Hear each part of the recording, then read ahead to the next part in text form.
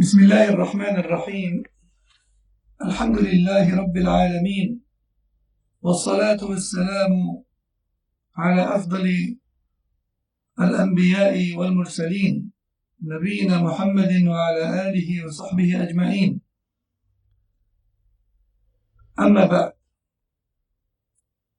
قال الشيخ عبد العزيز آل الشيخ حفظه الله تعالى: ثم ليعلم أن قراءة القرآن تارة تكون واجبة كالقراءة في الصلاة، فإنها واجبة بالإجماع، وإنما اختلف العلماء في هل الواجب الفاتحة بعينها أو يكفي غيرها من القرآن ويجزئ، والصحيح الأول. وتارة تكون مستحبة، وهي ما زاد على القدر الواجب في الصلاة، وكذلك تلاوة القرآن في سائر الأوقات.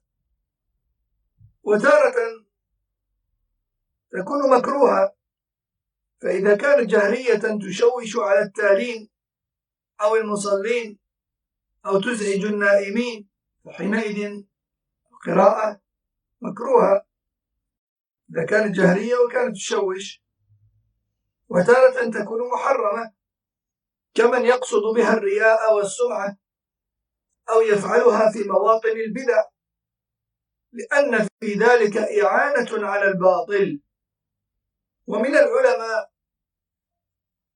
من حرم تمطيط القراءة بحيث يخل باللفظ، وكذلك الألحان المطربة كألحان الغناء، صيانة لكتاب الله وتنزيها له.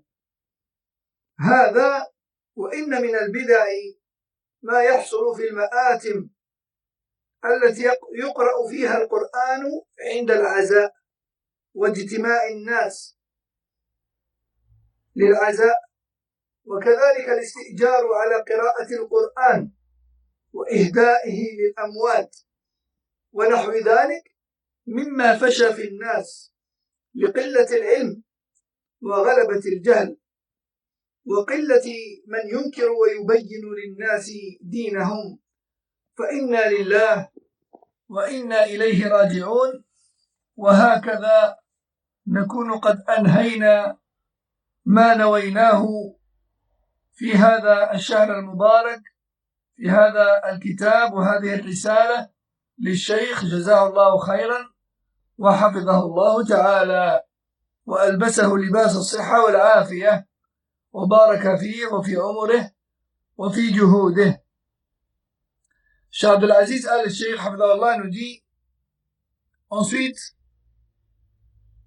ou enfin, tout musulman doit savoir que la lecture du Coran, elle est parfois obligatoire et parfois recommandée et parfois détestable et parfois interdite également. Elle est obligatoire, la lecture du Coran, et ce sans divergence dans la prière. Dans la prière, il est obligatoire de lire le Coran, mis à part bien sûr les convertis qui n'ont pas encore appris, en attendant qu'ils apprennent les formes de dhikr, mais au final, la lecture du Coran dans la prière est obligatoire, et ce sans divergence entre les savants. Car en effet, il est obligatoire de réciter Surat al-Fatiha. Il est obligatoire de réciter Surat al-Fatiha. Le Cheikh nous rappelle que la divergence existante entre les savants concerne l'obligation de lire al-Fatiha ou bien n'importe quelle sourate et n'importe quel passage du Coran suffit tant que le prieur a lu un passage du Coran dans sa rak'ah. Il y a bien sûr une divergence entre Hanabila, Shafi'iyya ou Malikiyya d'un côté qui eux voient obligatoire la lecture de Fatiha, et l'Ahnaf qui eux voient l'obligation de lire n'importe quel passage du Coran mais pas forcément le Fatiha. Et l'avis le plus juste, c'est le premier, à savoir que le Fatiha, c'est l'obligation à réciter dans Salat. Ensuite, la lecture du Coran peut s'avérer recommandée. Dans quel cas? Eh bien, déjà tout ce qui est en plus de Al-Fatiha dans la prière, ainsi que la récitation en tout autre moment. C'est recommandé de lire le Coran. Ensuite, la lecture du Coran peut s'avérer aussi détestable. Dans le cas où celle-ci se fait à haute voix et qu'elle perturbe et dérange d'autres lecteurs ou d'autres prieurs ou des personnes qui dorment. Ensuite, la lecture du Coran peut même s'avérer interdite. Dans quel cas? Dans le cas où elle est accompagnée d'ostentation, ou encore dans le cas où elle est effectuée dans des endroits ou dans des événements d'innovation, car il y a en cela une participation et une participation au mal, qui est le bid'ah.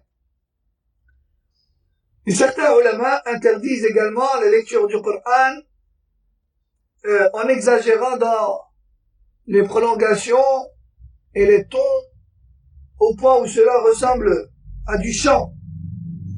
Et tout cela dans le but de préserver le livre d'Allah Tabaraka wa Ta'ala et de le faire respecter.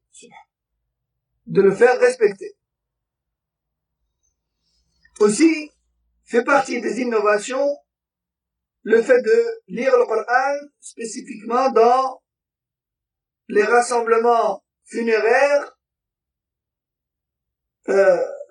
ou encore le fait de faire appel au service d'un lecteur ou d'un récitateur pour l'occasion, pour les morts, et de lui donner de l'argent en échange.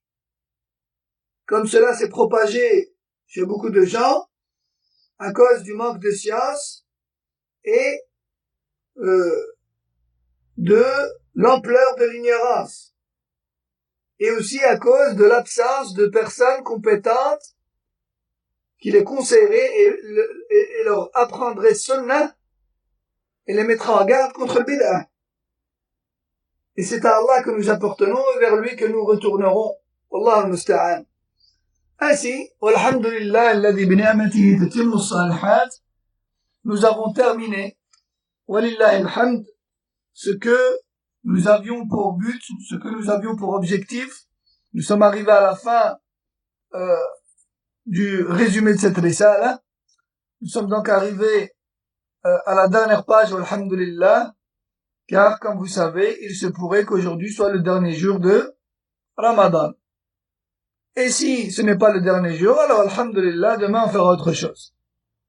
Qu'Allah récompense grandement le cheikh et le préserve de tout mal, et qu'il bénisse ses efforts dans la da'wah, et qu'il fasse jouir de la bonne santé, et la sécurité, et la protection, et le soutien dans sa mission de mufti. فجزاه الله خيرا.